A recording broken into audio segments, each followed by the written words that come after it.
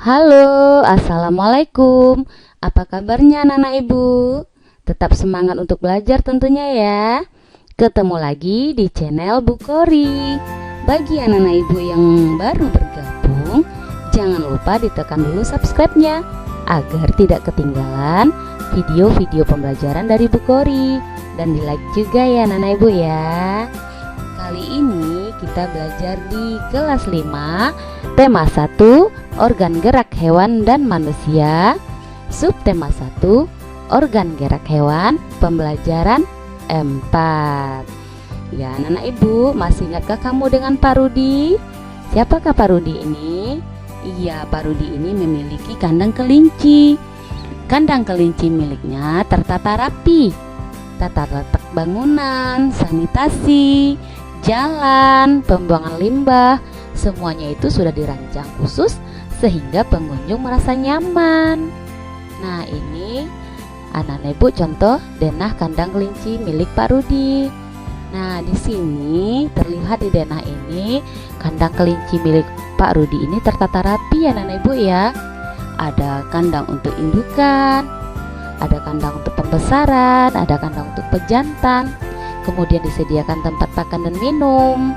Tempat pembuangan kotorannya juga disediakan tertata rapi sekali ya anak ibu.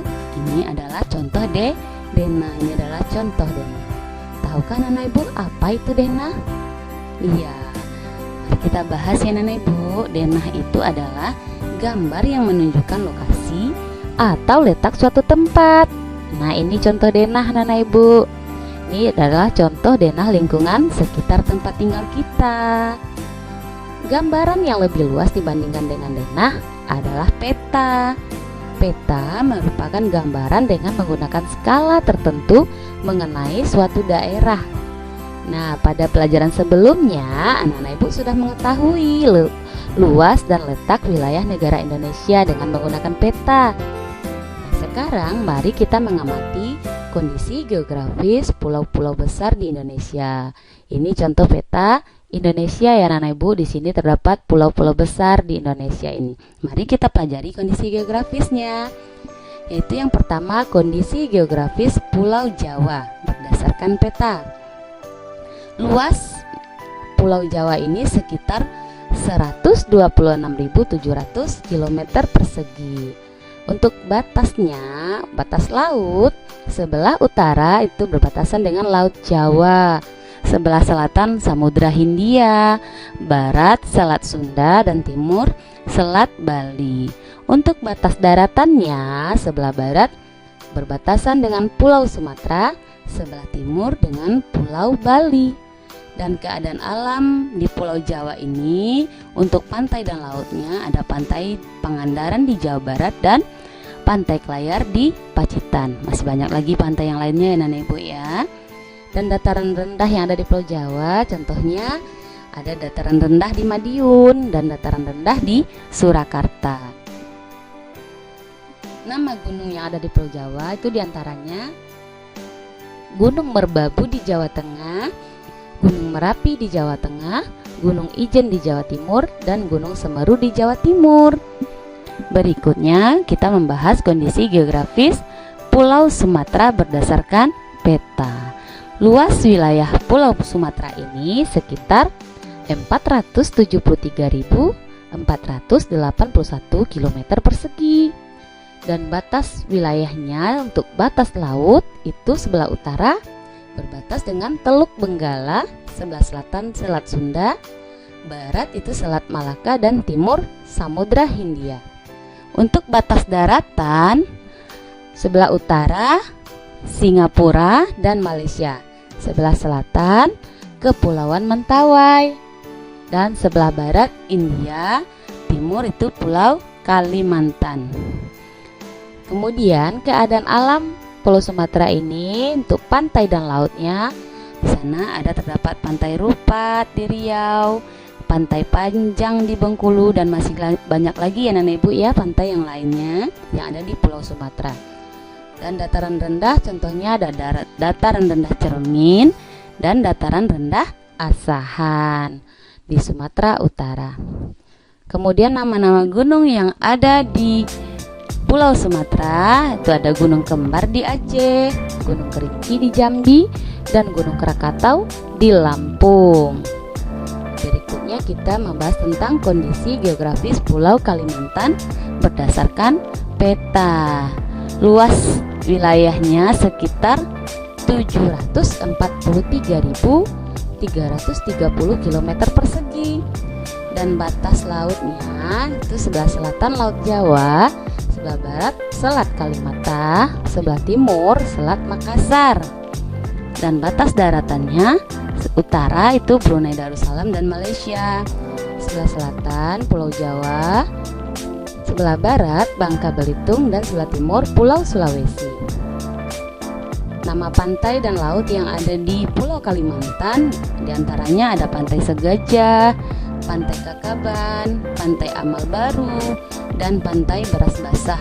Kemudian lautnya ada Laut Natuna dan Laut Jawa. Nama dataran rendah yang ada di Pulau Kalimantan diantaranya dataran rendah Kuala Kapuas dan dataran rendah Ketapang.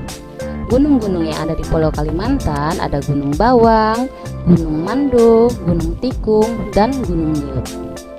Berikutnya kondisi geografis Pulau Sulawesi berdasarkan peta. Luas wilayahnya sekitar 174.600 km persegi. Batas untuk lautnya sebelah utara itu Laut Flores, sebelah selatan Laut Sulawesi, barat Selat Makassar, dan sebelah timur Laut Banda. Untuk daratannya, batas daratan itu utara berbatas dengan Filipina, sebelah selatan Pulau Nusa Tenggara Barat dan Timur, sebelah barat Pulau Kalimantan, dan sebelah timur Kepulauan Maluku. Nama pantai dan laut yang ada di Pulau Sulawesi diantaranya ada Pantai Tanjung Bira di Sulawesi Selatan, dan Pantai Talise di Sulawesi Tengah, Laut Wakatobi dan Laut Bunaken. Kemudian dataran rendah yang ada di Pulau Sulawesi, anak-anak ibu, ada dataran rendah Pinrang, dataran rendah Maros, dan masih banyak lagi yang lainnya ya anak-anak ibu ya. Kemudian gunung yang ada di Pulau Sulawesi diantaranya ada Gunung Latimojong dan Gunung Kelabat. Itu untuk Sulawesi ya anak-anak ibu ya. Sekarang untuk kondisi geografis Pulau Papua dan Maluku berdasarkan peta. Luas wilayahnya sekitar 890.000 km persegi. Batas wilayahnya sebelah barat itu berbatas dengan Laut Arafuru dan Laut Banda. Kemudian sebelah timur berbatas dengan negara Papua Nugini. Sebelah selatan berbatas dengan Samudra Hindia. Sebelah utara berbatas dengan Filipina. Keadaan alam, pantai dan laut yang ada di Papua dan Maluku ini ada Laut Arafuru, Samudra Pasifik Selatan, Teluk Cendrawasih.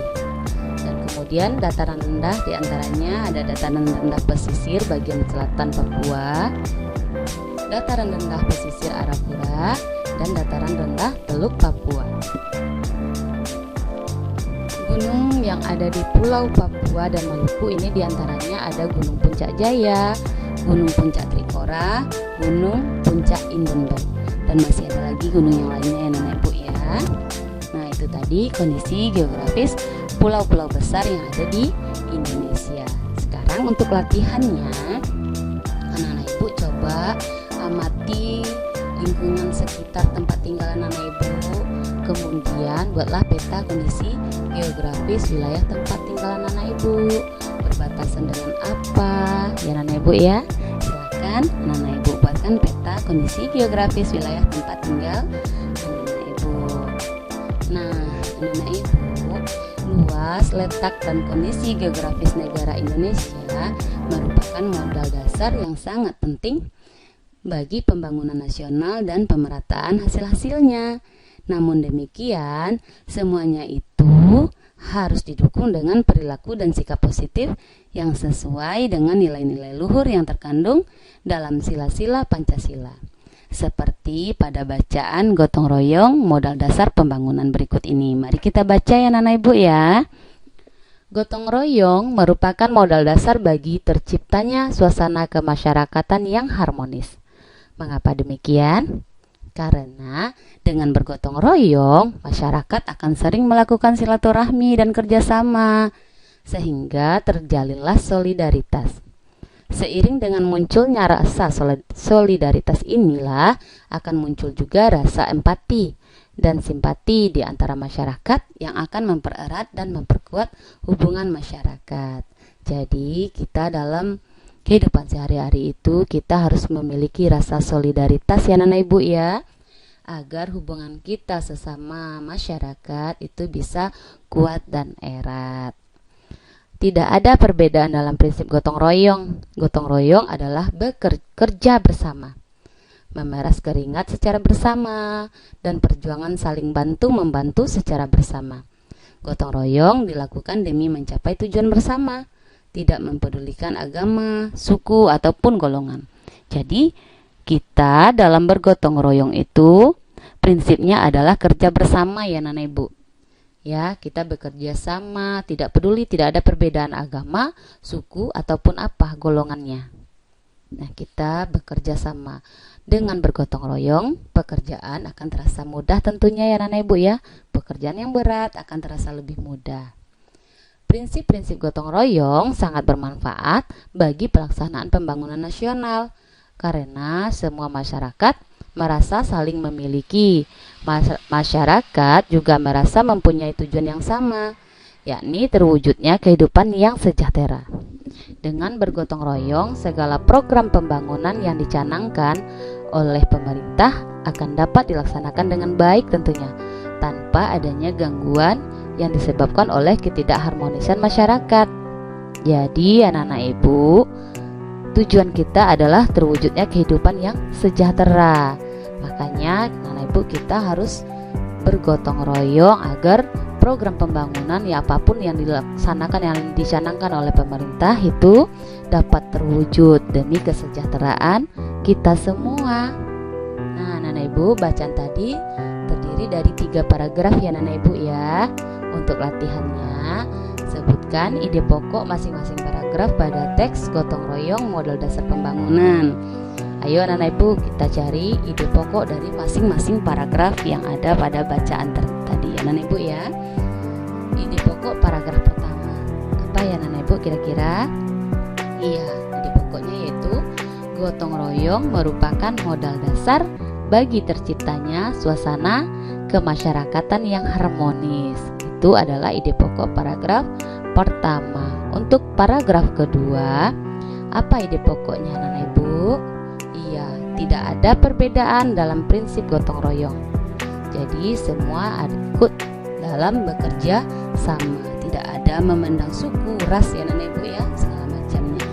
Itu ide pokok paragraf kedua, tidak ada perbedaan dalam prinsip gotong royong. Dan untuk paragraf ketiga, apa ide pokoknya yang dapat kita ambil Nana Ibu? Iya, bagus, yaitu prinsip-prinsip gotong royong sangat bermanfaat bagi pelaksanaan pembangunan nasional. Udah paham Nana Ibu sampai di sini? Iya, alhamdulillah. Semoga apa yang Ibu sampaikan ini dapat dipahami dan dapat bermanfaat untuk anak-anak Ibu. Jangan lupa untuk tetap semangat belajar ya Nana Ibu ya. Karena dengan semangat belajar dapat meraih prestasi tentunya. Terima kasih anak-anak Ibu yang sudah mensubscribe channel Ibu. Jangan lupa like juga dan di-share pada teman-temannya. Jangan lupa like, comment, and subscribe ya.